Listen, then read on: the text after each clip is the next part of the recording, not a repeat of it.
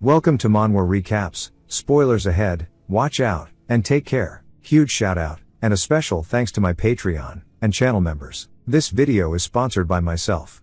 I just opened up a Patreon for those of you that want individual chapters for manhwas, or shorter daily uploads that aren't enough for full-length parts on the channel. Link will be in the description, and pinned comment. Sorry for the interruption. The series starts with a man asking who could ever imagine this happened. After a typical day at work, he was just at home enjoying a game, drinking some beer, and fell asleep only to wake up inside the world of a game. A woman then yells, telling a man named Lord Kadim to watch out as more powerful demons are swarming in. He charges forward saying that he'll make light work of them, and leaps off of a cliff. He raises his axe, and swings straight through one of the monsters, cleaving it in half.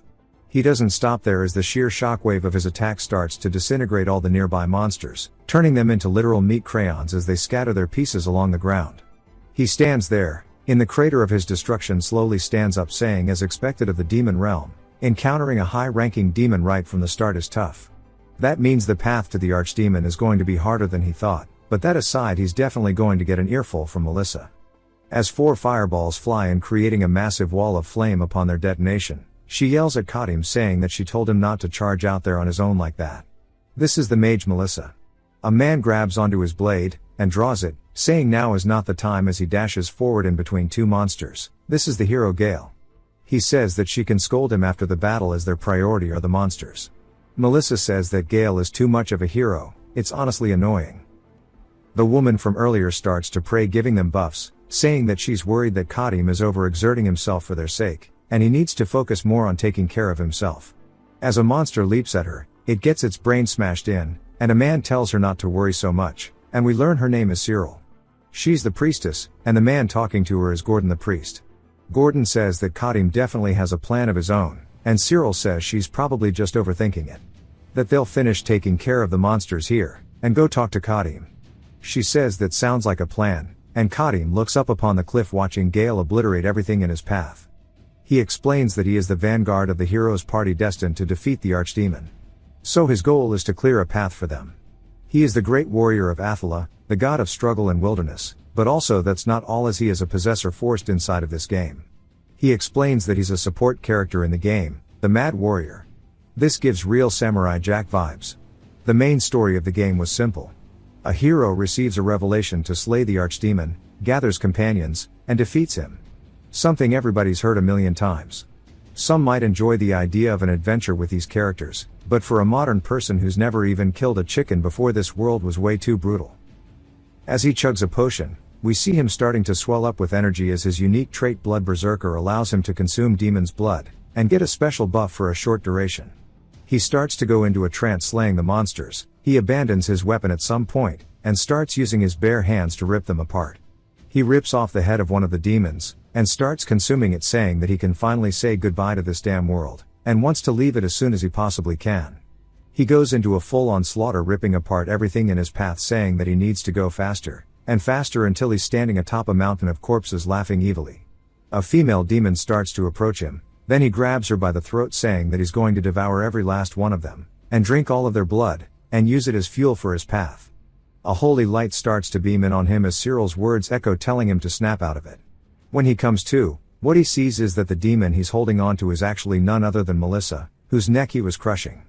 As he is forcibly restrained, he drops her in disbelief, wondering if this really just happened. He falls to his knees, saying there's no way. Of course, due to his unique trait, he's going to gradually lose his sanity due to the demonic energy, and he can't believe it's reached the point that he can't even recognize his own comrades. This phrase, which used to be nothing more than a simple game description of the demon, has now become a madness that drills into his mind, swallowing him whole. The demon blood he once found revolting now tastes sweet. The surging murderous intent, and the thirst for blood are eating away at his mind. It's becoming harder, and harder for him to suppress that madness, and he doesn't know if he'll be able to stay sane until they finish their goal of defeating the archdemon. If he can't suppress the madness, and he does go insane, he wants to know what will happen to him. He says that he needs to kill the archdemon. He has to, and every demon needs to die. While these words echo through his head, Melissa jumps onto his back, saying that she's fine, and he shouldn't blame himself. It was just a little pain, but he's protected them all this time, so now they'll be the ones to protect him. He apologizes to her, and Cyril calls out to him saying that she and Gordon will do their best to ensure he doesn't lose himself to the madness, and to fight as much as he can, and hold on to himself until the very end. Gordon says in the worst case he'll just beat the sins back into him so he doesn't need to worry too much. Gale asks if they're done resting now because if they've had enough it's time to move out. They have to defeat the archdemon together, and save the world. Seeing Gale shine like a ray of hope, Kadim feels relieved, and grabs onto his hand, and they started pushing through until finally at long last it was time for the archdemon to be slayed. Gale yells for Kadim to do it as he leaps in from the side, cleaving off the head of the archdemon, sending it flying through the air. Gale says finally as the archdemon's body is still standing, it slowly falls over, toppling onto the ground, sending out a massive shockwave. Melissa stands there asking if it's finally all over. Gordon says by the grace of Allah it appears so, and she starts to get excited that it's finally the end. Then suddenly there's a massive light, they all turn wondering what's going on. Cyril yells asking where Kadim is at, as we see her eyes are bandaged. Kadim drops his axe, and runs straight towards the light. Gale yells telling him to quit as he doesn't know what's in there. Kadim stands right before the light. He turns back one last time, and says that it was an honor to be with them all in person rather than through a screen. He says he's going to miss his dear comrades. As he walks in, Gale stretches his hand out telling him to stop, and wait until the white light turns into a golden one. It bursts violently until it closes like it was never there to begin with. Cyril watches this as well, and she drops to her knees in disbelief just saying his name. We see Kadim walking an endless path through a void, only leaving golden footprints behind. He says nothing has changed. It's the same pitch black void as when he first crossed over. He wonders what he should do first when he gets back. He says that honestly he should celebrate with a beer, and then crash on his bed, and knock the fuck out. He's never playing a medieval fantasy game ever again. It still bugs him that he didn't get to say a proper goodbye to his comrades, and he needs to accept reality now. These are the people he'll never be able to see again, and it's time to say a final goodbye to the great warrior of Athala, Kadim. As he stands before the only light in this void, he says this must be the exit to reality. Once he exits this he'll be free, but his eyes open widely, and he starts to laugh nervously saying this has to be a dream.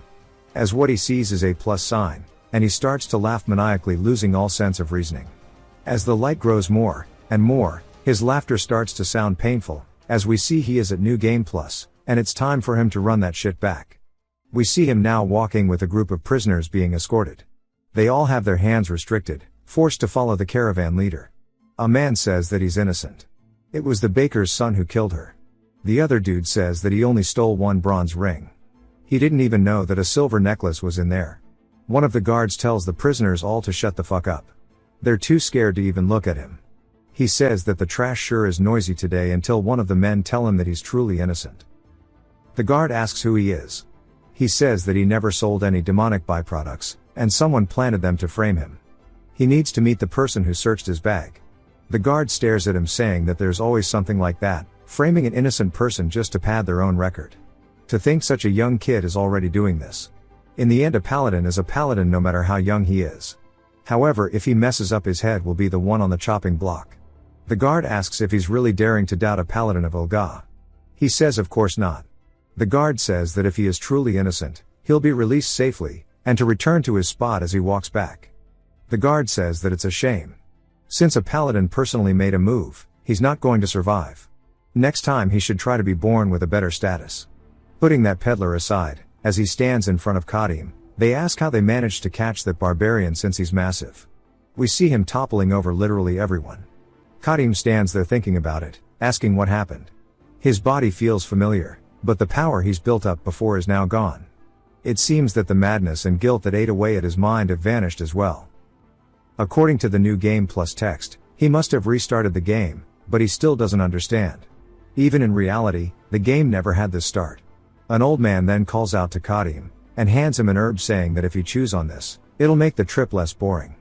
Kadim stares down at it, and the man says he was helped by barbarians back in the day, and seeing him reminds him of those times. It's not much of a way to repay them, but it's all he has. Kadim takes the herb, and the old man asks how he got caught. He says he doesn't know. The old man says he understands, and the paladins and priests of the empire are far too hostile towards heretics. Believing in a different god isn't a crime in the first place. Kadim is confused, asking if there's an empire on this continent. The old man asks if he really doesn't know of the Laconia Empire. Kadim says that he thought that was just a kingdom at the center of the continent. The old man says he heard they used to call it that a long time ago. Kadim wonders if he fell into some kind of parallel world with a slightly different setting, asking where they're even heading. The old man says they're likely heading to the capital of the holy city of Lucan. Once they arrive there, all the other prisoners will be summoned by the inquisitors of Ulga, and he'll probably be subjected to a heresy trial. He says it's just a relief they won't kill him immediately. The old man asks what he means by relieved, as the inquisitors are all psychos, obsessed with torture, and when they see a heretic like himself, they'll treat him like a fun toy. They'll hammer spikes into his gums, and pour iron down his nose. While he's saying all these things, an attack flies in, piercing the old man straight through the chest onto the ground, killing him instantly. The paladin tells everybody to listen up. Those who insult the agents of Ulga shall wash away their sins with death. He then turns towards Kadim, asking if he's the one who caused this mess. If he doesn't want to end up like that guy, then bow his head, and beg for forgiveness, because if he does, he'll let him live. Kadim starts to smile, and laugh, pissing the paladin off. He tells him this is blasphemy as he comes in with an attack. Kadim stares at it, and grins, but the paladin is surprised by the fact that he caught it with his bare hands. The paladin tries to pull it out, and yells, realizing he can't, saying to let go. Kadim says if that's what he wants, then sure. He then starts to crouch down, which makes the horse act up. The paladin says he's going to judge him right now, but realizes he made a mistake as Kadim flies in with a shoulder charge. We hear a shockwave that sounds like it breaks the sound barrier, and even parts the clouds. On the other side of the road is the paladin and his horse, as they both lay there after getting slammed by the attack. Kadim stares, wondering if he killed him because he's still breathing. As the paladin stands up, he asks how dare a filthy heretic inflict harm upon an agent of God. Kadim says that in the end, a paladin is still a paladin, and that he knew it wouldn't have killed him. The paladin then raises his spear into the air. Kadim notices what it is, and for some reason it pisses him off. The paladin starts to call for Ulga, master of eternal radiance, to strike down this wicked servant of the devil. In the name of Ulga, he's going to sentence him. He starts to scream before charging in with his spear that has a golden light following it. Kadim looks down at it, saying that this is not something he'll be able to dodge. All we hear is the sound of the attack, as it sends him flying backwards into the carriage, shattering the restraints on his wrist. We see that it has some real power behind it.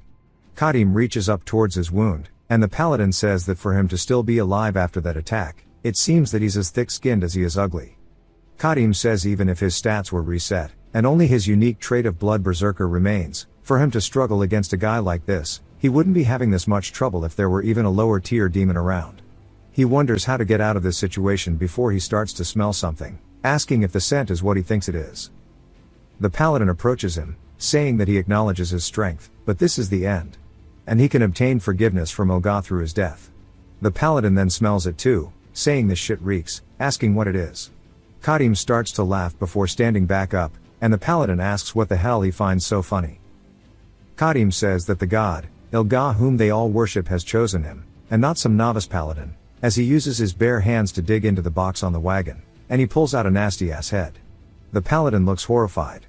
We understand that he's about to consume his blood as he raises the head up, and starts laughing. Wood. Kadim starts to squeeze its head like a watermelon, and begins drinking the blood from it, causing him to low-key start showering in its blood. Everybody watches horrified, and the paladin asks if he lost his mind after taking that attack, but complains about how much that shit reeks. He points his spear at one of the normal soldiers, saying that he needs to go finish off the disgusting wretch. The soldier slowly inches forward, and is super scared, but decides to go for it, and charges straight at Kadim.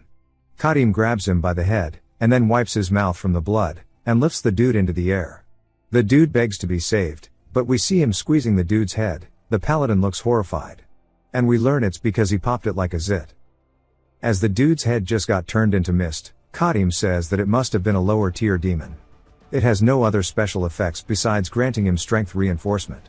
Still, with as much power, it should be enough to escape this situation. Rather, it's way more than enough. As he sits there, and starts to scream into the air, the soldiers look horrified until they lose their will to fight. Dropping their weapons in unison, they all start to run away. The paladin says that they shouldn't retreat. They just need to form ranks, and subdue the prisoner since he is unarmed, and wounded. Anyone who flees will be dealt with severely under military law. And Kadim says if they stabbed him a couple more times he would be dead for sure. As he throws the head like a baseball towards the paladin dodges, but it causes him to fall onto the floor. When he lands he looks over at the head wondering what he's thinking, and when he looks back forward he starts to feel the ground shake, and is surprised because Kadim is running straight at him.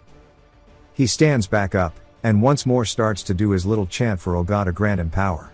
And we see his eyes going golden as he runs straight towards him as well. He readies his spear. Saying that's all for Olga, he thrusts forward telling him it's a shame, but this is the end. And he can beg Olga for forgiveness for his sins in the afterlife. Kadim asks him if that's really all he's got. Because it's kind of pathetic. The paladin looks scared as Kadim caught it under his arm. He holds it there so he can't escape, and rears back his fist before punching the paladin in the face, denting the side of his skull, and sends him flying. But it doesn't stop there, as he walks over mounting him, and starts beating the shit out of him until the paladin begs for him to stop in a broken voice. His face is all swollen.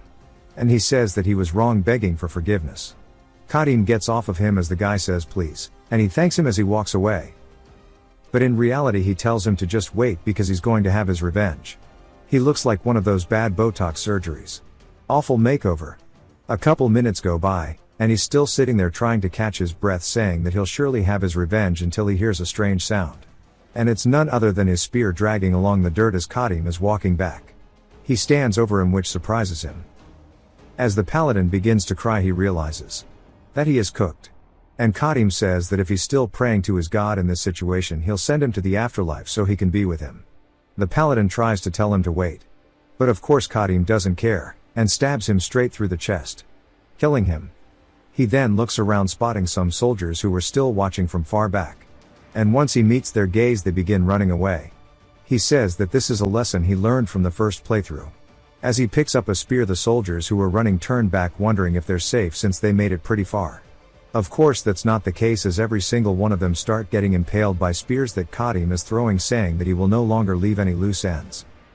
In some bushes nearby the wagon some soldiers are shaking in fear trying to hide their presence. Kadim turns, and spots one of them throwing the spear into the bushes killing him. Actually he collated them, my bad bro is like that. The prisoners walk over, as one of them start calling out to him saying that was impressive that he slaughtered the paladin. And that he has something to tell him asking for the handcuffs to be taken off, but Kadim backhands the dude's head deleting it. The rest of the villagers are then painted in the dude's blood and thoughts. And he says that he already learned before that he can't possibly leave any loose ends as it would only come back to bite him in the ass. Everybody looks afraid as he starts chasing after them. To finish the job, a little later we see one of the villagers raising his hands, asking why he's even doing this, since they didn't do anything wrong. He begs for him to stop before Kadim thrusts down, killing him. He looks behind, showing all of the villagers' bodies that he's ripped apart, saying that if he leaves them alive, they'll go around blabbing about what they saw. In the worst case scenario, a high unit of paladins would be sent as a pursuit party, and he can't afford to take that kind of risk. We see the dude who was claiming to be innocent crying in a bush nearby. He sits there shaking in fear, and Kadim approaches him, saying that this one is the last. He raises his spear, and the dude says that this shit is unfair. Kadim hesitates, and the guy starts bowing to him, saying that he really didn't do anything wrong, begging to live. Kadim asks for one reason why he should spare him. He says that he has a wife and child back in his hometown who were waiting for him, and he was only captured because he was framed. Kadim says that he really does seem innocent, but that's not a good enough reason to let him live. The man yells in a desperate plea, saying that he'll guide him, and he must need a guide to get around. Kadim asks what he means, and the dude says that he's a traveling merchant from Multana, the Free City Alliance. He sold goods all over the place, so no one knows the geography better than he does. Kadim says he has a few things to ask him then. He heard earlier that Laconia became an empire, but in his memory, it was only a kingdom. He asks if the empire has been here since its founding, or when exactly it became one. The man is confused, wondering if maybe he came from the wilderness beyond the mountains. Unlike the barbarians who settled on the continent, those from beyond the mountains might have lost contact hundreds of years ago. Kadim asks why he's being silent, and if maybe he doesn't know. He says he does. He tells him that the year is 248 of the imperial calendar, and 248 years have passed since the founding emperor established the empire. Before that, it was definitely a kingdom. Kadim asks what the imperial calendar is, and what year it would be according to the solar lunar. The dude says that he doesn't know the exact number since it's a really old calendar they don't use, but it would be around 1130. Kadim is surprised that the commonly used calendar has now become ancient. He then asks what the current state of the continent is, and why the Church of Volga has turned out like this. Also, he wants to know about the demon realm. The dude says he mentioned about 300 years ago that they unified the continent, but now it's practically divided into 3 factions. The Church of Volga grew in power following the Great Outbreak, and ended up like that. As for the demon realm, no one who goes there comes back alive, so there's no way to know what's happening on the inside. Kadim finds this surprising, and starts asking about Gail, Melissa, Gordon, and Cyril, and if he's heard of these names. He says that he's never heard of them, but maybe Melissa is a name he's heard somewhere else. He says maybe it was Elisa, or Melisa, he's not actually too sure. Kadim says for the heroes who conquered the demon realm and slayed the archdemon to be forgotten, it makes no sense. He doesn't know if this is really the same world that follows his first playthrough. He then looks up at the man asking why on earth the demons are swarming the continent. He says no one knows that either. Some say it's a divine punishment for Milga, who is enraged by the corrupt world. Others say a mad archmage opened a gate to another world, and some say it's a sign that a terrifying great evil will soon descend upon the world, but the truth likely only exists behind the eyelids of the Almighty God who is above the clouds. Kadim looks up at the sky, and grabs his spear, and starts to walk away. He takes a look at the landscape. He says if he judges by the merchant words, this place is 300 years after his first playthrough. Not only was he kicked out of the world he originally lived in, but now he's in exile, even in the world he barely managed to settle in, though it wasn't much.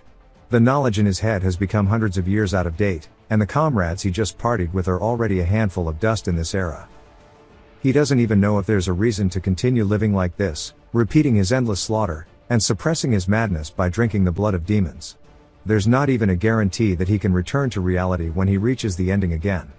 And he's sure that the god would just make him do another new game ++. And there might even be another one after that. He closes his eyes, and breaks the spear out of frustration. The merchant wonders what he's doing as he puts the spear to his throat, readying himself. The merchant asks what the hell he's trying to do, but Kadim says if he starts this journey again, he'll only be left with regrets. And even if he meets his end, there will never be a more appropriate time than now. He only hopes that what awaits after death isn't a room with no exit labeled game over. He closes his eyes, and starts to slowly push the spear into his throat, but recalls him asking Melissa what she would do after they defeat the archdemon. She says that she might teach other mages, or build a tower, or something. He then realizes it, asking if he's really heard the name Melissa. He says maybe somewhere in passing, but he's not too sure, but he believes that's the name of the first tower master, or maybe something like that at least. Kadim asks where it is, and he says that it's in a city called Vestana at the eastern edge of the Free City Alliance. And since they are in the central part of the continent under imperial territory, even if they leave now, it'll take 2 months at the fastest. He points in the direction. Kadim thinks about it, and smiles, saying that it's all because of Melissa, and he can't die even if he wants to. He tells him to guide him to the magic tower, and take the fastest route. The merchant says that he still has a family back home, and he can't afford to waste a long time acting as a guide. Kadim says that in that case, he'll give him the most precious thing he can offer. The merchant asks what it is, and Kadim says that of course he's talking about his life. He drops the spear into the floor, saying that he should find the key, unlock his shackles, and pack whatever he can, as they are going to leave immediately. He walks over to the broken wagon, and picks up a blade, saying at least this will be useful. It's not quite a consecrated weapon, but it's a very useful weapon. He'd love to take that paladin spear, but a consecrated weapon blessed by a priest of Olga causes a rejection reaction to anyone other than the paladin. If only he could have brought the axe he used in his last playthrough. The merchant says that this shit's a little rough, but at least he kept his life. He then watches as Kadim drains the rest of the monster's head into a water skin. But now they're both ready, and Kadim says it's time for them to head out towards the magic tower. Why is he making this poor guy carry the backpack when he's like 4 of him combined? Some time later, birds begin to swarm the bodies. Until someone else appears. They walk over to the paladin's corpse, saying that they were wondering why he hasn't arrived for days, and that they didn't expect to find him laying here. We learn that the paladin's name is actually Linton Philippus. A knight says that it seems everyone, soldiers and prisoners alike, have been annihilated, asking what to do now. And the paladin looking down is none other than a woman named Helia. She says that he should find anything that could be a clue, and the knight's name is Ethan. She says they can't exactly go back to the Archbishop, and report that Linton is dead with nothing else to show for. Ethan says he understands, and she says that it's pathetic. Wondering who on earth would dare kill a paladin. And of all people, it had to be someone related to the Archbishop, and she doesn't care what kind of trash they are. They will definitely pay the price. After some time, we see Kadim laying down as they're camping for the night. While the fire is dying down, the other dude is gone. He's making a break for it, running through the woods saying that he's finally out, and he needs to get as far away as possible. He already felt that leaving the Empire on his own would be dangerous, so he thought having a traveling companion would be a good thing, but the problem is that this is a barbarian who eats demon corpses, and slaughtered dozens of men single-handedly. We finally learn the dude's name is Duncan. After observing Kadim for the past few days, he found it very hard to interact with him. Anytime he tried to offer him something, or make a suggestion, or even ask a question, he would always be met with silence. Kadim would almost never speak, and he would forbid any question other than those that were necessary. No matter how much he watches him, he can't read his thoughts at all, and he acts more like a wild beast than he does a human, and it feels like he's performing a circus act with his head inside a lion's mouth every single day. If that were the only problem, he would have endured it, but there's a bigger issue, and it's that the barbarian's speed is way too much for him to keep up with. He might not look like much, but he's a peddler who's second to none to being quick and tireless on his feet. Whenever he tells him which way to go, he's already far ahead before he realizes it, and when he finally catches up, he just tosses a cold remark his way, and takes off again, and then he glares at him until he finally catches up, as if he's threatening to crack his skull if he's late. He says that if he wasn't there would already be a gap of dozens of kilometers between them, and that his legs must be made of steel or something. He's already on the verge of a nervous breakdown, especially if he keeps matching that pace. He feels like he's going to die soon, so he needs to escape, and that's why he's making a break for it right now. The opportunity came sooner than he thought, and now that he's escaped into the forest, under the guise of darkness, he won't be able to tell which direction he went. The bag he had was practically his entire fortune. There were oil, never mind not reading this whole list, but it was items that he was going to sell at the city, but if he actually tried to take it with him he probably would have woken the beast up. It's a waste, but it can't be more precious than his life. He wonders how long he's been running, because every direction looks the same no matter where he goes. He then says that with this he's finally free though, but Kadim asks him where he's headed in such a hurry. He starts to freak out, and turns horrified asking how. Kadim asks if he's running away, and if so why, and if maybe he no longer needs the payment he promised. Duncan says no, and boasts saying that he committed a mortal sin. He should have never forgotten the grace Kadim showed him by sparing his life, and he begs for it once more.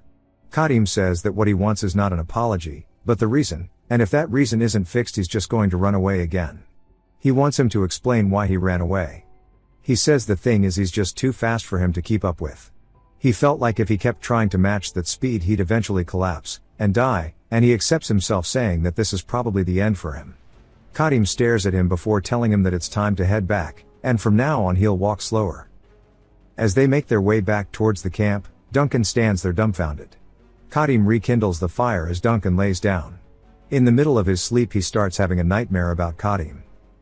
Kadim stares at him saying that his pace is a habit born from his first playthrough. Every moment felt urgent as if he was constantly being hunted. Everywhere he looked was filled with a hellscape that was barren, and hostile. Food and water were scarce, and rest and leisure were foreign concepts. Because he moved forward by drinking demon blood he never knew when the madness would swallow him whole, and he and his comrades used to rush their steps, even cutting into their time for eating and sleeping. He sighs saying that it's okay to relax now, because unlike that hellscape the current surroundings aren't that dangerous, food and water are sufficient, and while the madness might resurface one day, at least it's not today. Besides, he's found a new reason to slow down, and that's the fact that the peddler is a pretty good guide. Duncan explains that there's been a lot of friction at the border recently, and even if it means taking a detour, they should head towards a side where the guards are thinner. Kadim says that if he says so, he's fine with doing that. Duncan smiles. Kadim explains that he has a map of the continent in his head, but it's from over 300 years ago, and without a capable guide he wouldn't be able to find his own way. Duncan says that most paladins capture heretics on sight because they're obsessed with their records. Some though hunt nearby demons because they are passion-driven freaks, and a barbarian like himself won't be able to sleep soundly until they reach the territory of the Free City Alliance. Kadim says he was wondering why it was so hard to run into demons despite them supposedly swarming the continent, and it must be because of the paladins. He looks down at the blood in his water skin, saying that it's going to go bad soon, and he needs to secure some fresh blood. Later that night in the forest, Duncan is a little surprised that there's a village, and says it must be a slash and burn farmer's village. It would be best to ask for food, and a place to stay there for tonight. Kadim says that it's strange because there's not a single light on, and it's dinner time already. The wooden gate is open, and there are no guards either. Duncan wonders if it is an abandoned village, but Kadim says they won't know until they check it out themselves. Duncan asks if he's crazy as a monster or demon might have already appeared, and driven everyone away, and could still be lingering. They start to hear some sounds, and Duncan gets scared, but Kadim says that if it's a demon, as he draws his blade from the scabbard, that's actually some pretty good news. As they start to investigate the village, Duncan asks if it's just empty, wondering what's going on. As it doesn't look exactly like an abandoned village either. Kadim comes to a stop, staring at a doorway, as he can tell something's inside. Duncan asks why he's stopping, and says come to think of it, this is the only house with a door open. A monster then starts to run out, and stab straight towards Kadim. Much to its surprise, Bro gets cleaved diagonally in half. Before it can even realize what happened, it falls to the floor, and Duncan screams. Even more starts to step out of the building, carrying a variety of weapons. The barber fucked they shit up, on God twin. Kadim says goblins in this world aren't usually aggressive. They're typically timid creatures that go out of their way to avoid humans. The fact that they've turned hostile means that a certain presence has intervened, and he's definitely come to the right place. The fucked up haircut number 1 leaps at him, and of course he kills him out of pity for that awful cut. The other two look surprised, and Kadim doesn't hesitate. As he raises his arm, the other comes in and he cuts its head clean off. While his friend is getting murdered, the other one throws its weapon, trying to take advantage of it. Kadim blocks it, leaving it surprised, and he readies his blade, thrusting it forward, taking advantage of the fact it is slow. The goblin looks down at his heart, realizing that he's been killed, as Kadim slices downwards, bringing all of his entrails to the floor. Duncan screams, hoping that's all of them, and asks Kadim if it's over. He says he doesn't know either, but then they hear another goblin sound. One of them slowly comes out, carrying a little girl. Duncan looks surprised, and the goblin starts screaming. The barber literally made him bald. Kadim throws his sword forward, and it pierces straight through its skull. It mutters a couple sounds before it stumbles backwards onto the floor. Kadim approaches the girl, and Duncan asks what would have happened if he hit the kid. Kadim says that never was a possibility, and grabs the little girl, picking her up, and rips the rope off with his bare hands, saying that he has some questions. She starts to scream, but Duncan saves the day by bringing out some toys, telling her that they're not bad people. He hands her a piece of candy, saying this should cheer her up a little bit, and he tells her the monsters are gone, so not to worry. Kadim says that he's surprisingly good with kids, and Duncan reminds him that he has a son back home, and he's about her age. The girl starts calling out for her mommy, and Duncan says don't worry, as they'll help her find her mom. She says that her mother and father abandoned her. Kadim looks surprised, and Duncan asks if that means that the people who tied her up were them. Kadim starts to realize what's going on. A woman then runs out calling out for her daughter, and she hugs her, asking if she's okay. She starts crying, and the villagers are surprised to see all the goblins murdered. They ask Kadim if he did this, and he picks up the goblin that has his sword still in its head, and pulls it out, saying that he didn't do it, but his weapon did. It's a cliché story, but he wants to hear it anyways, asking why the hell they offered a child, as a sacrifice to a demon no less. They all look too guilty to speak, but eventually come to explain that the forest was originally crawling with goblins. The soil in their old lands had weathered, so they burned it, and moved their settlement here. When they saw the flames, most of the goblins fled, but then something strange happened a while ago. The goblins remaining in the forest began to raid them. They gathered the men to set out to exterminate them, but there they saw it. There was a demon guiding them, and they didn't have the strength to face both of them. Unable to withstand their onslaught, they surrendered to the demon in despair. The demon didn't kill them though, and instead said that he would come visit the village. Duncan realizes they've given children already, asks if they think it's okay for them to call themselves parents. The villager asks what the hell they were meant to do. Wondering if they were meant to give away their eldest kids, who were approaching adulthood. Duncan asks if he's stupid, saying that he mentioned that they were farmers, they could have just found a different land. The dude asks if he thinks finding a settlement is this easy. Kadim slams the table, breaking it, causing them both to stop yelling. He asks how many horns the demon had on his head. The man asks what he means by horns, as there was nothing like that. Kadim says that if it doesn't have horns, it's low tier, and since it has no distinguishing features compared to other demons, maybe it's a primal species, but it shouldn't be too hard to handle. He says very well, and reaches for a sword, telling them to lead the way. The villagers ask where to, and he asks if they're stupid, because he needs to go to the demon's lair. They light up a torch, and start guiding him there, and Duncan looks around a bit on edge. One of the villagers say he's sorry, but they don't have anything to offer him as payment, as the whole village is barely scraping by. Kadim says he's doing this because he has his own reasons, and there's no need to give him a reward. The man says if that's the case then he's truly grateful, but Kadim says he'll take this instead, as he only has one weapon at the moment. The dude tells him to go for it, but now that they have arrived, the demon is just ahead in this cave. They got Steve up in this bitch. Kadim stares at the cave entrance, and the villagers say that now they'll head back, because goblins might suddenly attack the village when they're gone. Duncan yells, asking if they're saying all these people came along just to act as guides. Kadim tells Duncan not to worry, as having cowards on the battlefield is nothing but a distraction, and they're going together. Duncan asks if it's really just the two of them, but Kadim says he needs a torchbearer to light the way while he fights the demon. Duncan says this is not what he expected, but goes in anyways, growing more nervous. He asks why he's not criticizing or scolding the villagers. Not only did they sacrifice their own children to a demon, but they're such cowards they won't even go in to rescue them. Kadim asks if he's ever faced a living demon. He says that he hasn't, but he's seen a few demon corpses in the black market a couple times. Kadim says that a human who faces a demon directly is never the same again. Every noble will to live is crushed, leaving only fear, and desperate craving for survival. A few individuals can overcome and stand against that, but that kind of self-control isn't from everyone.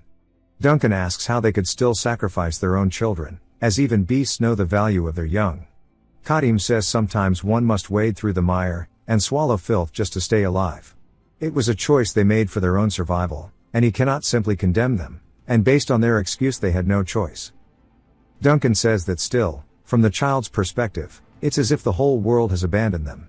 What meaning is there in a life sustained by abandoning one's own humanity? Kadim comes to a stop as Duncan turns back asking what's wrong. Kadim says in a sense, this peddler is a character in a game closer to a real-world moral compass than he is. He has crossed countless blood-soaked battlefields, and had his values completely twisted just to return to reality. Even if he were to return like this, he doesn't know if he'd live a proper life. Duncan wonders if maybe he said something wrong, asking if he thinks the kidnapped children are still alive. Kadim resolves himself, saying that if the demon were less cunning, and less cruel, it would have killed the children already, but if it's a cunning and cruel one, it surely would have kept them alive. Duncan says that sounds odd, asking if he means the opposite. Kadim then raises his axe, and Duncan starts to call out to him over and over as Kadim swings down. Duncan closes his eyes out of fear, but the axe gets thrown through the air down into the cave. As it comes into contact with something, Duncan is surprised that he wasn't cut down. As the goblin slowly stumbles out of the cave, it drops its club as the axe has pierced its skull. As if a dam had broken, the goblins begin to flood out of the cave, dropping their clubs before falling backwards. Duncan asks why there are so many of them, and Kadim tells him to keep the light steady. He charges straight in, thrusting for the first goblin to come out, piercing straight through its head. He grabs onto the goblin's arm, swings it behind him, and cleaves the one in front of him down, but his sword hits a stalagmite. He says that it will be hard to swing a sword freely in here. The goblins realize that he doesn't have that much room to work with, and start to run, charging at him. Using his belt, he ties it around the blade so he can use it more like a club. He swings, and it pierces straight through the side of a goblin's skull. He doesn't stop there as he continues his march forward, switching back to the blade end for the second, and clubbing the third. He looks around, spotting the first one that he killed with the axe, and walks over grabbing it. As he pulls it out of its skull, he starts using both the sword and the axe, creating a human meat grinder. Every goblin that steps up gets cleaved into chunks. He slowly begins painting himself in their blood until one falls in front of Duncan. Duncan looks down, terrified, asking what kind of monster Kadim really is. The goblins even start to run away from him, and Duncan tells him. Kadim says that they're going after them. Since they've lost most of their pack, they'll run back to the demon. As they continue down the cave, Duncan keeps looking around nervously. He says he thought the path was getting narrower, but it opened up into a wide space again. The walls look like they were carved out to widen the area, and Duncan asks if this is the base. Kadim smells the air, saying that there's definitely a demon nearby, and he should stay back, but not run away. The goblins might track him in a pack, and kill him, and if one or two approach, he should fend them off with a torch. He turns toward the sound of footsteps getting closer, leaps backwards, and raises his guard, though his arm gets sliced. The demon has made its appearance. The demon says that he hasn't seen him before, and he's not a villager, and begins laughing, saying this is interesting. Kadim says that it's different from what he heard, since it has a horn. While it's small, it's still growing. He tightens his grip on the axe, saying that this is going to be a little hard. The demon says that he likes the look on his face before vanishing. Kadim looks a bit taken aback, and blocks the attack. The demon says that he likes humans as they are weak, and follow orders easily. Kadim says that he lost track of its movement for a second, and he only blocked that out of pure instinct. It's just as he thought, this isn't the strength or agility of a low-ranked demon. The demon says that he's killed too many of his goblins, and he's starting to dislike humans, and the only course of action left for him is to beg for forgiveness. Kadim says that a low-ranked demon can be defeated by a dozen untrained men, but with a mid-ranked demon even an entire unit of elite soldiers can't guarantee you win. The demon tells him he'll give him just one chance, and points at his arm saying that if he uses that axe to chop off his own arm, then chew up all the meat and bone, he'll let him live. Kadim says in his current state it's hard to take on a proper mid-ranked demon, but since its horns haven't fully grown yet, it might be doable. The demon asks what he's doing, and if he's not going to cut it off, wondering why he's not listening to him. Kadim tells it that it's been yapping for a while now, and he doesn't like taking orders from a walking blood bag like itself. He slices the water skin, and the demon is surprised as he smells it, wondering why a human would have that. Kadim begins drinking it, and throws it onto the floor. As he starts to swell up with a demonic energy, he begins screaming so loudly that the demon looks scared. Kadim's eyes go red, and he says that the blood is old, but thankfully it still works, but the duration won't be long so he has to end this quickly. The demon wonders why it feels fear towards a mere human, because it should not be possible. The demon decides to attack him saying that he's going to finish this now, and leaps at him. Kadim says that they're bastards who made a deal with the demon. He says usually people who make deals with demons flee the moment they sense danger, and that its judgment has been clouded because of its newly budding horn, and a mix of fear. Its attack comes in, and Kadim says that he can actually track it now. As he swings his axe forward, he deflects the demon's claws. While the demon's claws have been chipped, so has the axe. He says at this rate the blade breaking is only a matter of time too. Not that it would matter if the axe breaks, because he could use the sword. If there's no sword, he'll use his bare hands. The demon looks down at his chipped claws, and screams saying that he won't forgive him. Kadim runs forward, and leaps at him with both weapons raised. He comes in first with the sword, which the demon blocks, but it starts to press him down into the earth itself. The demon asks what the hell kind of strength this is. Kadim readies his axe, and the demon realizes he needs to distance himself, so he breaks free from their power struggle, and leaps backwards to create distance. The demon says that the destructive power is insane, asking how a mere human can have this. It screeches before thrusting towards his head, which he sidesteps, and hits him with a shoulder charge straight to the chest. It sends him sliding backwards along the ground, and Kadim comes forward with his sword slicing at its throat. The demon narrowly dodges. Kadim carries the momentum forward, pivoting off his foot. Saying that he needs to drive it back, and the demon says that it needs distance, it backsteps, causing Kadim to shatter the nearby rocks. The demon falls onto the floor screaming, asking what he is, saying that he's definitely not a human. Kadim continues to glare at him with his eyes now purely red from the demonic energy. The demon says there's no way, and he must be a monster wearing human skin. The demon jumps off the floor, and clings to a stalactite. He says he's being overpowered, and all of his attacks are being blocked, so charging head on is useless. The demon hears Duncan screaming.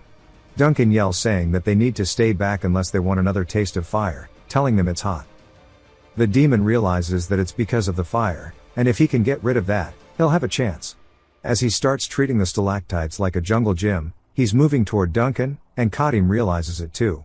He flips the axe into his hand, and catches it, saying that it's obvious what it's after, and he won't let him have his way. Kadim says that he's quick on his feet, and even if it tries to aim for him it's just going to dodge it. In that case he knows what he needs to do as he tightens the grip on the axe. He says he'll just crush the ceiling that it's hanging on, and throws the axe forward. It flies and it shatters the ceiling, and the goblins turn surprised. So does Duncan. As the demon starts to fall down, it crashes into the ground. Kadim grabs his blade, and walks over. The demon is freaking out about the dust in his eyes. Kadim closes the gap, and raises his blade before thrusting it through its skull. The demon grabs onto it saying that it hurts like hell. Kadim says that its face looks much better now. The demon swings towards his head saying that he'll kill him. Kadim says that for it to still be alive after having its head pierced is surprising. He tightens the grip on the sword, and starts to rotate his body, saying that it's becoming a nuisance though. The demon screams saying that it hurts, and begs for him to stop. As he pulls the sword out by cleaving backwards, completely splitting it in two. It drops to the ground. We see it still trying to speak with half of its skull split in half. It dies shortly after as it falls onto the floor. His buff wears out right after, and he sighs out of relief saying that it's really lucky it didn't wear off while he was fighting it, because that was almost rough. The goblins start to ask for their king, and Kadim is surprised. As the goblins begin shaking in fear, Kadim says that now that their ferocity has subsided, and that the demon is dead, they won't be influenced by the demonic energy anymore. As he cuts off one of their heads, he says regardless there are already creatures that have become monsters, and he'll wipe them all out before he leaves. The other goblin looks at his homie's head on the floor, and starts to make a run for it. Of course he doesn't get far before he gets his shit split too. Kadim says that with these two there's only one more left. As he sees one holding a torch, it's startled to see him, and he walks over saying that he needs to finish this now. He goes to swing until he hears Duncan yelling out for him.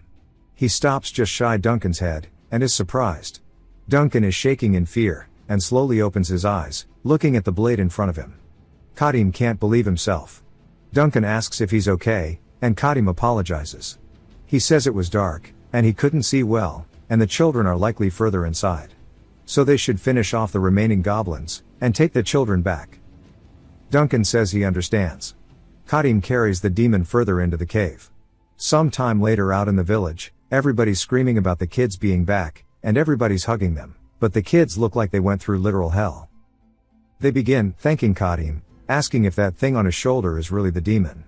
One of the women says that she made some stew with chicken and barley, and to have a meal at her house. Kadim says instead to focus on feeding the children who returned, because they've been crying and screaming all night, so they must be starving, and scared. He tells Duncan to go eat with them too. Duncan asks what he's going to do. Kadim says he needs to go rest first. Duncan looks around, spotting one of the kids who has a 1,000-yard stare. He feels bad for him. We get a flashback to when he first found them in the cave, and he looked horrified as they were all screaming nonsensical things over and over. Kadim explains that they've all been brainwashed since they were captured. They're made to repeat these phrases endlessly until their minds break. They're forced to have the fact that their parents abandoned them, and that they're useless, instilled into them. This brainwashing process is powerful enough that even a priest couldn't withstand it. In a way you can't even call it brainwashing, because it's a fact their parents abandoned them. They etched the fact into their minds so they could never forget it. Having been abandoned by the parents who were their entire world, and having the fact that they're free in the forest, these children will never be able to escape that state, and grow up normally. Duncan says this is horrible, asking why demons would do it.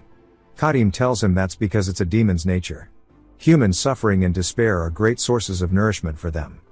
Duncan looks surprised, and says that this is what he meant when he said that a less cruel demon would have just killed them. Still, if the parents repent for their sins, and they take care of the children with all their heart, they might be able to recover somehow, as there's a saying that sincerity moves even heaven. Kadim says that he won't say it's entirely impossible, but he doesn't think the parents who have already abandoned their children would be capable of that. Back in the present, Duncan realizes that he might be right, and turns, leaving with Kadim. The kid still just blankly stares off into the sky. They get to their lodging. Duncan asks if they're really leaving already, as they should rest at least for today, and leave tomorrow since it looks like his injuries haven't fully healed yet. Kadim says that witnesses have likely come forward by now. Killing soldiers and prisoners is one thing, but killing a paladin isn't something they'll overlook. Duncan says that he low-key forgot that shit happened. Kadim says that if they're unlucky, trackers might already be on their trail, so they need to hurry. It seems like Helia is still searching the area. But back to Kadim, before they leave we see him putting the knife through the demon's throat, and he pulls it out, starting to drain it into his water skin. He says that it's about half full, and it should be enough to use for an emergency, and he supposes that he's achieved his primary goal for visiting the village as he throws its used corpse onto the floor. One of the men then asks what he plans to do with the corpse, and he says that he doesn't need it, so they should burn it. They're surprised, asking if he's really going to burn a demon when he went through the trouble of catching it, as they thought he was doing it for money. And maybe he doesn't know how much it's worth, and the guy says he doesn't know why he's doing this, but it works for him, since he'll make a killing.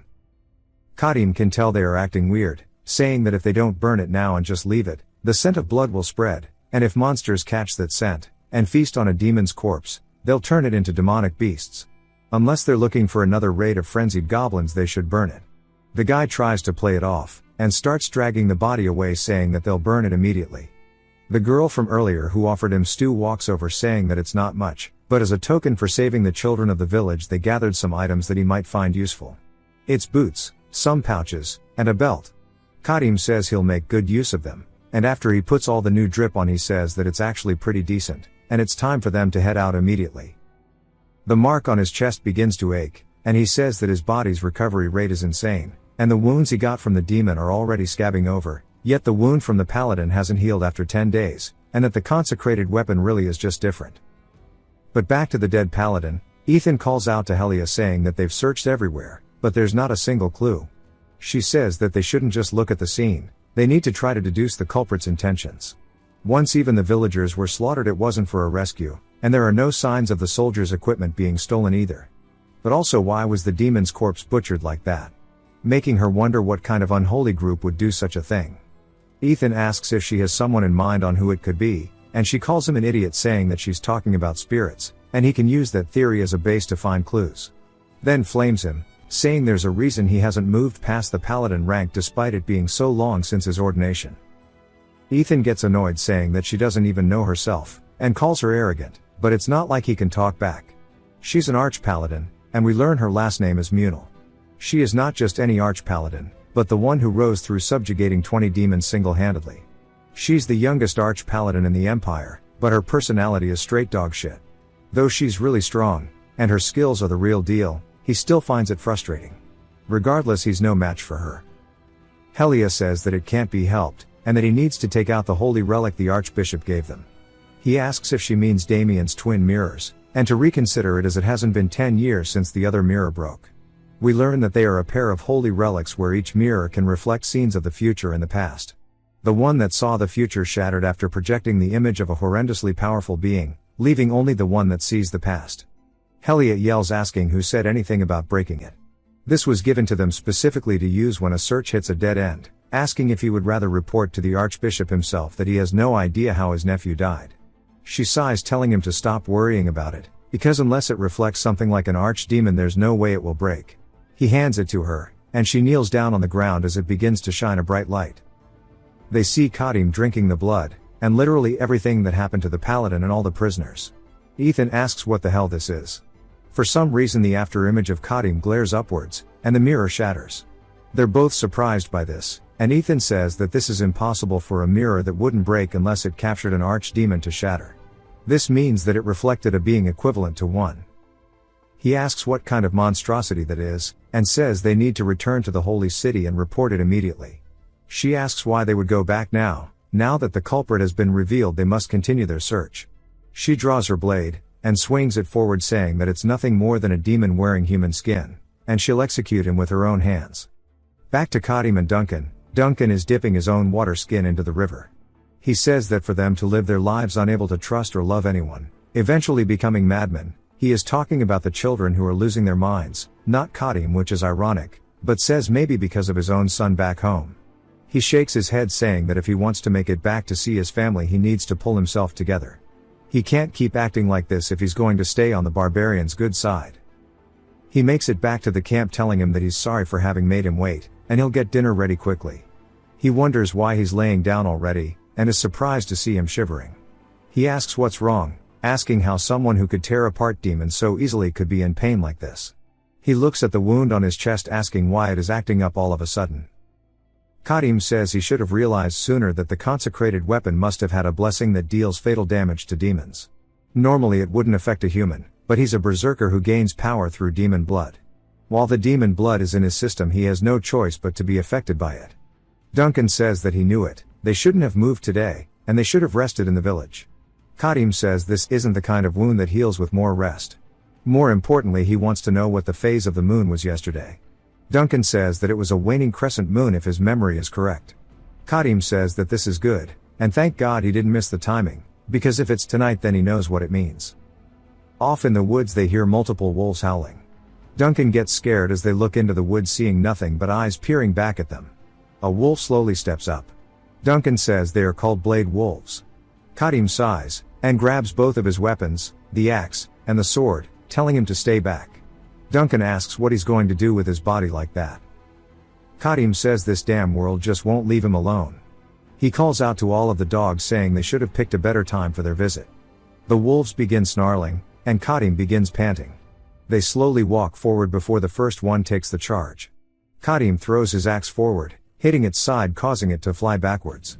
He says that he was actually aiming between the eyes, and his vision is shaking so much he can't aim properly. The rest get very aggressive, and start to charge in, and he raises his sword, and thrusts through the side of one of their skulls.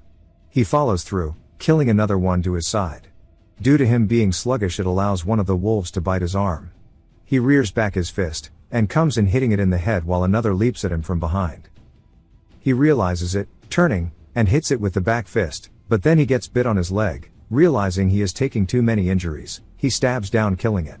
The rest begin to surround him, realizing that this might be winnable. They start growling, and he says that they are definitely experienced.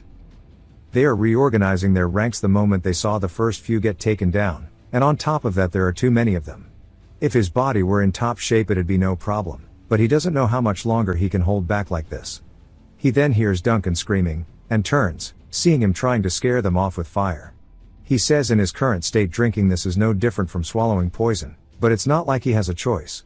The wolves begin to smell the scent of the demon blood as he chugs that shit. He drops the water skin to the floor, and begins to exude demonic energy. It's so much pressure that the wolves start to get scared. When he opens his eyes he grabs his blade, and runs straight towards Duncan, cleaving the three wolves, saving him. Duncan is surprised that he's moving so quickly all of a sudden, but Kadim makes his way over to his axe, and picks it up before he continues his onslaught, killing even more wolves in an instant. He says the buff changes depending on what blood he consumes, and this time based on how fast he is, he has an idea what it is.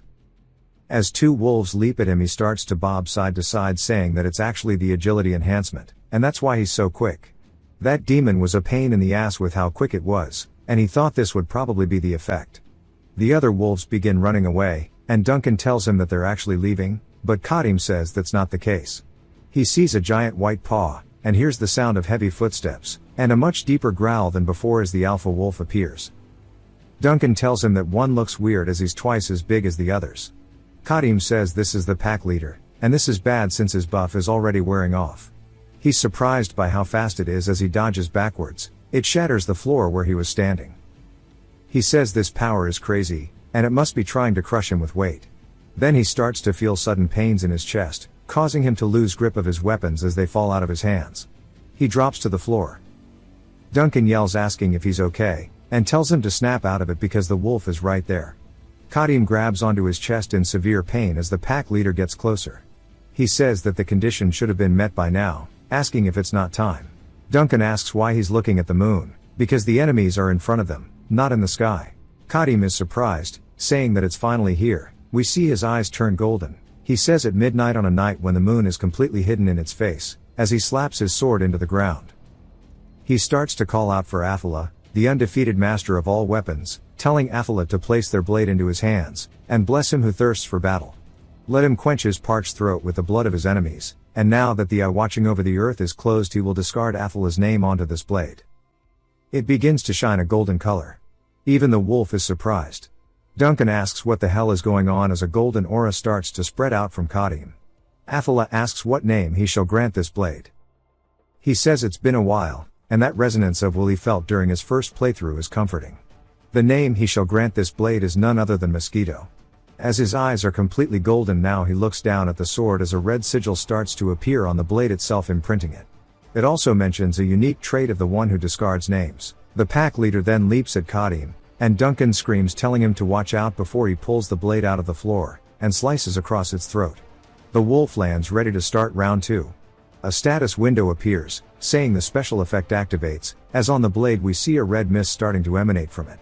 It's called life steal, and a small amount of his health has been recovered. His wounds have also been partially healed as the giant scar across his chest starts to look like it's fading away. He says he can finally breathe again. The boss stares at him growling while bleeding from its neck, and he says it's not enough, and they should go again. We don't get to see the rest of the fight, just him stabbing his sword to the top of its skull all the way down through the bottom. Of course life steal activates once more, and begins channeling up to him until the point where the scar has been completely healed. He says that he didn't actually think that would happen, but it turns out these guys showing up was a pretty big blessing as he's also killed the rest of the wolves. They must have jumped him when he was fighting their leader. He stares at the sword, saying he can't read ancient characters, but it probably translates to mosquito if he had to guess. The life steal is a special effect that recovers his health every time he damages an enemy. However, the weapon's grade is low, so the efficiency is ass. To fully recover from the state he was in he'd have to slaughter dozens of monsters, and even then it would be useless if he encountered an enemy with no blood. He sighs saying that this is enough for now. Being able to imbue a special effect without using any materials is a big advantage. Moreover, it's not a one-time thing. The conditions are met. He can obtain weapons with new special effects. Wanting too much from the start only leads to trouble, and that was a lesson he learned previously. Duncan peers around a tree asking if it's finally over. He slowly walks forward looking at the pack leader saying that he's glad it's dead, and the rest seem to be dead too. He knows Kadim was clearly a wreck a moment ago, and it would have been strange if he collapsed, but he seems completely okay. He says it's not just the wounds from the bites, but even the wound from the paladin is gone, asking how. Kadim wonders why Duncan didn't run. Duncan is confused, and Kadim says when they faced the wolf pack, if he had abandoned him while he was injured, and fled, he never would have been able to catch up to him. Duncan thinks about it, and starts to realize that he was completely right, wondering why he didn't. Kadim laughs it off saying that even if he had, the wolves would have hunted him down, and turned him into a snack. But it seems like he hasn't given up on the idea of running away yet. Duncan says that's not it, but wonders himself why he didn't think of running. He might have been so worried about Kadim's injury that he didn't think of anything else. Kadim tells him to keep watch as he's exhausted, and needs to sleep. Duncan says yes sir. Kadim reminds him that if he's thinking of running while he sleeps, he'd better run to the ends of the earth so he never finds him, and if he does he'll pull his intestines out through his back, and turn them into a rope. Duncan wonders if he's joking or not, but says that he probably means it, and sits by the campfire crying while Kadim rests. The next day as they're out and about again, Kadim asks how long it will take. Duncan tells him that it'll take about 10 more days of walking to reach the territory. The empire occupies a large portion of the south, so they have to walk farther than the central region for the border to appear. Kadim asks if they can cross without issues as he'd prefer not to run into any more paladins. Duncan says that shouldn't be a problem as that's why he intentionally took them through a route where the patrol is light. They might run into bandits instead of paladins though. For someone like him bandits are hardly a problem, and honestly on a human level nothing will be an obstacle for this man. He tells him that there was a small castle called Morden along the way, and they should restock their food there. The Alliance territory is smaller than the Empire's, but trade is booming so the roads are well maintained. If they follow the shortcut, the main road called the Golden Road will appear soon. From there they can go straight to Vestana without a hitch. Kadim says that it certainly stretches all the way to the coastal city on the eastern end, which is his destination. It won't be an easy journey, but it's much better than it was in the past. 300 years ago the eastern part of the continent was a battlefield where numerous small kingdoms, duchies, and city-states fought for power. People were naturally exclusive, and no one welcomed outsiders, especially not a giant barbarian whose potential for havoc was unknown. Melissa looked at him like he was a bug the first time she saw him too. It's no wonder, to a girl mage who had lived her whole life as a scholar, a barbarian suddenly suggesting they travel together must have been bizarre. She kept making notes about him in her book, how he might be half ogre, that he might be trying to traffic her, and a bunch of other things too, but he thought it was cute, and wholesome. And he smiles thinking about the memory. Duncan says that these days the Free City Alliance has become a place where people don't mind someone like him as much. He doesn't need to worry about it. He hears people yelling up ahead, and when he looks forward he sees two groups arguing. Kadim asks what it looks like to him. Duncan says judging by their clothes they look like bandits, and the people scolding them seem to be a different group. He's not exactly sure what's going on. He says that nothing good comes from getting involved, and they should take a detour. As they do, one of the dudes notices them, pointing them out. Kadim says this is a pain as they all run over.